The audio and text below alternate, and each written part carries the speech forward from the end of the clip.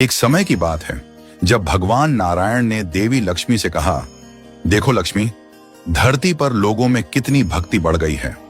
हर जगह नारायण नारायण की ध्वनि गूंज रही है।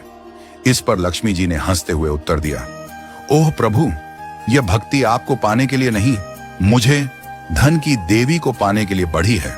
नारायण ने अचरज से पूछा, लेकिन लोग तो लक्ष्मी लक्ष्मी नहीं कहते।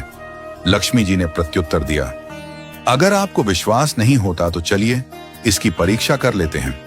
इस पर नारायण एक गांव में ब्राह्मण का रूप धारण कर पहुंचे और एक घर के द्वार पर दस्तक दी।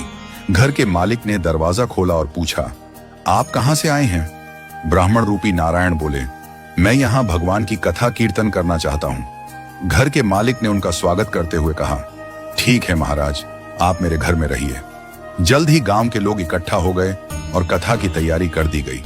पहले दिन कुछ ही लोग आए, पर जब भगवान स्वयं कथा सुनाने लगे तो संगत बढ़ने लगी। दूसरे और तीसरे दिन भीड़ और भी अधिक हो गई।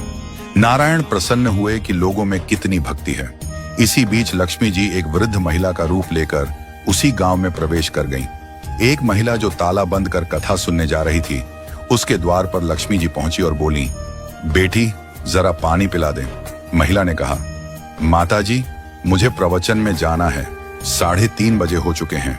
लक्ष्मी जी ने फिर आग्रह किया, बेटी प्यास लगी है। महिला ने पानी लाकर दिया, जिसे पीने के बाद वह लोटा सोने का हो गया। यह देखकर वह महिला अचंभित हो गई और लक्ष्मी जी को भोजन कराने का आग्रह करने लगी, परंतु लक्ष्मी जी ने मना कर दिया और कहा कि वह अब जा रही हैं। इस घटना के बाद पूरे गांव में खबर फैल गई। अगले दिन कथा में लोगों की संख्या घट गई। नारायण ने कारण पूछा तो किसी ने बताया, एक चमत्कारिक माताजी आई हैं, जिनके आशीर्वाद से घरेलू सामान सोने का हो जाता है। यह सुनकर यजमान सेठ जी भी कथा से उठकर लक्ष्मी जी के पास पहुंच गए। उन्होंने लक्ष्मी जी से कहा, मैं आपको अपने घर ठहराना चाहता हूं। लक्ष्मी जी ने कहा, जब तक यहां संत हैं मैं नहीं ठहर सकती। सेठ जी ने भगवान नारायण को धर्मशाला में ठहराने का आदेश दे दिया। जब नारायण जी ने सेठ जी से कारण पूछा तो उन्होंने कहा, नहीं नहीं, अब आप यहां से जाओ, आपको धर्मशाला में रहना होगा, क्योंकि मुझे किसी और मेहमान को ठहराना है। तभी वहां लक्ष्मी जी आईं और सेठ जी से कहा, आप जरा बाहर जाइए, मैं इनसे बात कर लेती हूं। माता लक्ष्मी भगवान विष्णु से बोली, प्रभु, अब तो आप मेरे प्रभाव को मान गए।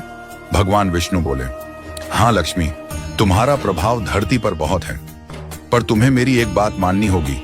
तुम्हारा आगमन तब हुआ जब मैं संत के रूप में यहां आया, इसलिए जहां सत्संग होगा वहां लक्ष्मी तुम्हारा निवास अवश्य होगा। यह कहकर भगवान विष्णु वहां से चले गए।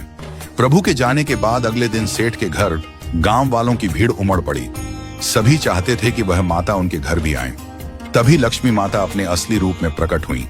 लक्ष्मी माता ने सेठ और सभी गांव वालों से कहा, अब मैं भी जा रही हूं। सभी कहने लगे, माता ऐसा क्यों?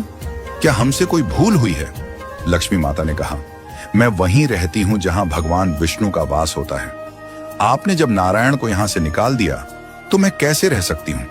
इतना कहकर वह वहां से चली गई। उनके इन शब्दों ने ग्रामवासियों के हृदय में एक गहरी सीख छोड़ दी कि नारायण के प्रति समर्पण ही लक्ष्मी के आगमन का मार्ग प्रशस्त करता है।